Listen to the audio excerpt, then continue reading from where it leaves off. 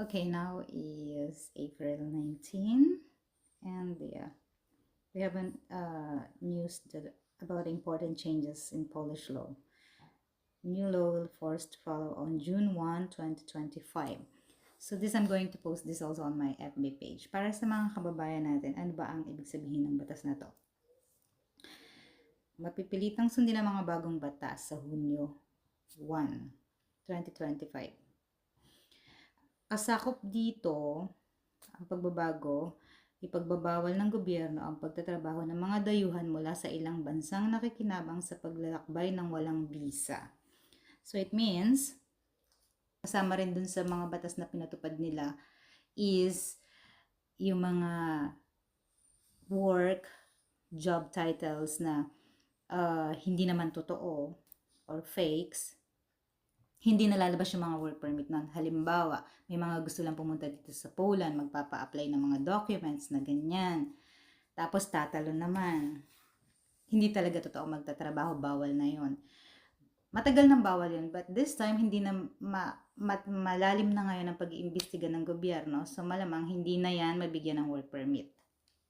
So ano pa? Pwede nang ma-check online yung mga application ng work permit. Hopefully. Pero paano iti-check? Mahirap naman yun. Lalo na sa mga hindi nagsasalita ng Polish, di ba? At hindi nakakaintindi ng Polish. Hindi lang sa hindi nagsasalita, sa hindi nakakaintindi. Ang hirap mag-apply online or ang hirap online, mag-process or mag-check or anything. But pwede naman. Then, ano pa? Yung contract of employment, nandun pa rin naman, hindi mababago. So, dalawa pa rin ng klase ng kontrata, umoba zlecenia at saka umoba o prace, which is, umoba o prace is contract of employment, then umoba zlecenia is mandate contract. So, those two are still okay. So, ano pa? Yun ang mga batas na panibago ngayon. So, nakafocus to, yan. So, number 1 yan. So, sa dami ng sumbong sa Polish government, tinutukan na nila ng pansin yan. So, yun na yung isa sa mga nakasasakop dyan sa batas nila. Okay, yun naman sa mga nagtrabaho ng mga walang work permit. Pero ngayon is may work permit na, may mga TRC na, so they are tracking you down. Nalalaman nila yan, especially pag may mga transfer ng pera through Blick, bank account, yung check, hindi lang ang employer at saka company ang na-check dyan, ang napaparusahan. Mas malaki ang parusa sa mga worker na nagtrabaho ng wala pang work permit kasi penalty na, deportation pa. Normally, sa mga worker, sa mga company, penalty, they can close the agency, but they can still make another agency using other names. So, that's the reality. So, kaya mga kababayan, mag-iingat tayo. Yun, ano pa? Yung mga mahilig talon ng talon. Ayan, eto na. Sa dami ng mga na-report na tumatalon na nabigyan ng visa, TRC. Reason na yan. So, ngayon hindi na ganun kadali makakuha ng mga work permit. Hindi na rin ganun kadali makakuha ng visa. Hindi na rin ganun kadali ang pag-a-apply ng TRC. May mga specific requirements na silang hinihingi ngayon. So, I guess, alam na nila yan, dinagsa tayo ng mga illegal dito, illegal na workers, dinagsa dito ng mga talon ng talon, pagka-visa lang, pagka-TRC, lipat dito, lipat doon. Before it was okay, hindi napapansin. Since madami na ngayong reports, napapansin na. Diba? Ika nga nila, walang lihim na hindi nabubunyag. So, that's the reality. So, kahit anong ingat mo, so, yung iba sasabihin, ay, ba't si ganito, si ganyan? Ay, ba't si ano hindi na-trace? Ay, bakit si ano pwede? Like I said, tina-track down sila. So, that's the reality ngayon dito sa Poland. Pahigpit na ng pahigpit kasi marami na nga gumagawa ng mga kakaiba. So, yun lang para sa kaalaman ng mga Pilipino dito at ang iba pang nationality. So, mostly Tagalog naman itong sinasabi ko kaya para sa kaalaman ng mga Pilipino. Mag-iingat at huwag basta maniniwala Pag nag-offer ng malaki sa inyo, think 10 times. Bakit nag-offer ng malaki? Siguro hindi babayaran yung tax and insurance ninyo. Kasi wala namang tanga employer na mag-offer ng malaki sa inyo tapos bayad lahat. Walang ganun. Hindi tanga ang mga Polish, hindi tanga ang mga employer na ibang lie. Walang ganun. So, okay. Akala mo jackpot ka na, at the end of the day, nga.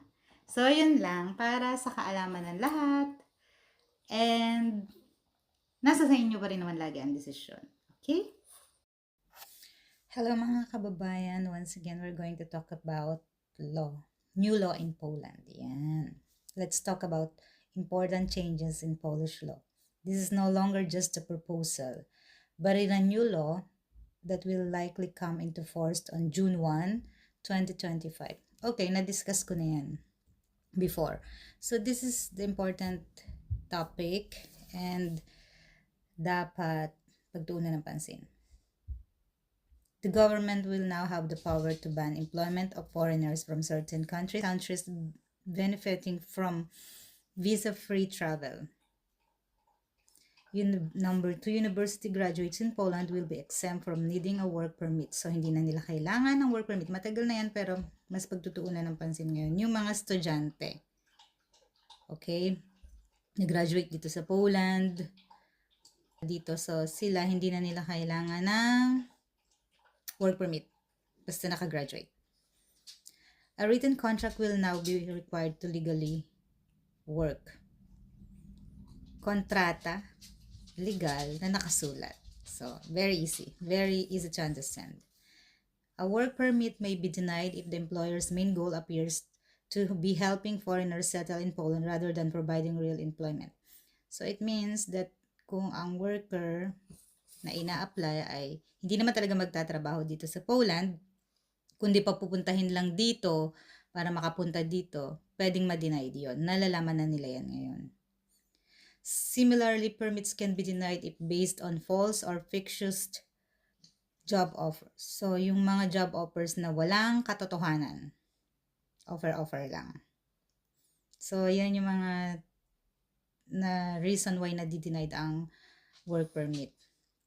Penalties are introduced to scammers who charge foreigners for work permits. Remember, ito yun. So, yung mga scammers, especially recruiters, yan na yun. This is your time to shine sa kulungan. It's not really kulungan, deporting or something like that. It has a penalty, big one, huge one. Ongoing cases will continue under the previous legal framework. So, easy to understand, right? Di ko na kailangan explain. Work permit will be given only if you earn at least minimum wage. And then, no longer there is no need for informacja starosta.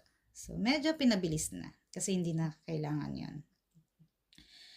This law, it will focus, most importantly, it will focuses mainly on employment agency. The rules are generally similar to those mentioned above. However, employment contracts are not mandatory in this context. Civil law contract or mobile zlecenia will still be allowed. So yun, nakafocus sila sa mga agency. Kasi nga, ang daming mga scammers, recruiters, manloloko. That's the case. Sometimes it happens. But, kaya nagkakaroon ng paghihigpit ngayon dito sa Poland.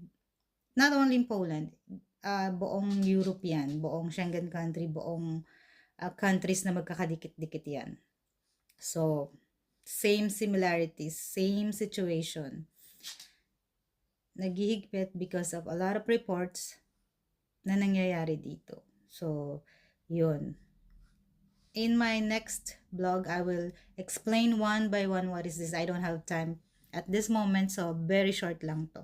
So, yun lang din naman yun. So, if you have any more questions, so you can ask me directly on my TikTok and in my YouTube channel.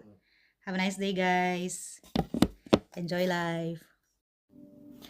Okay, we were going to discuss about the important changes to Polish law. I'd like to inform you about the very important changes to Polish law. I can see a lot of misguidance coming from the agencies and non-lawyers trying to provide legal service in Poland. Most of them are completely wrong.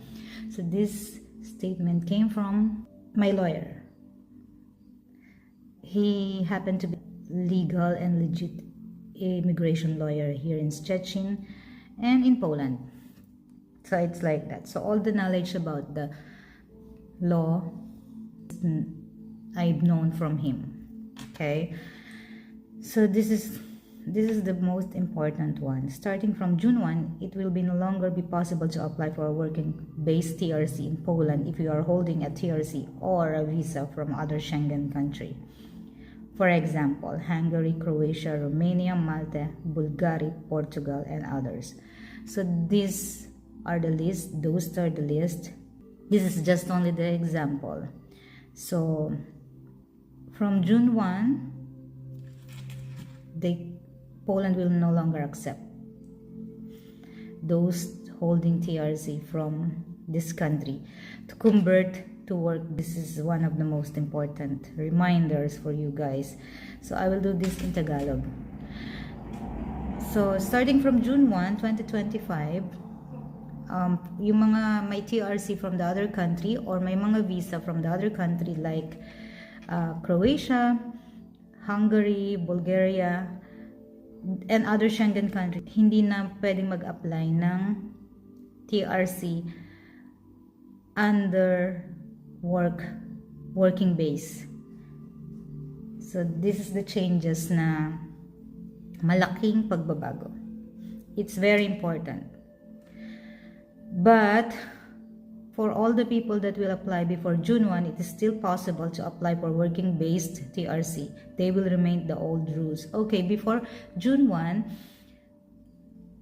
pwede pang mabigyan ng TRC under the work-based pag nag-apply dito sa Poland before June 1. Deadline is May 20 to May 29 or May 30, 31, something like that.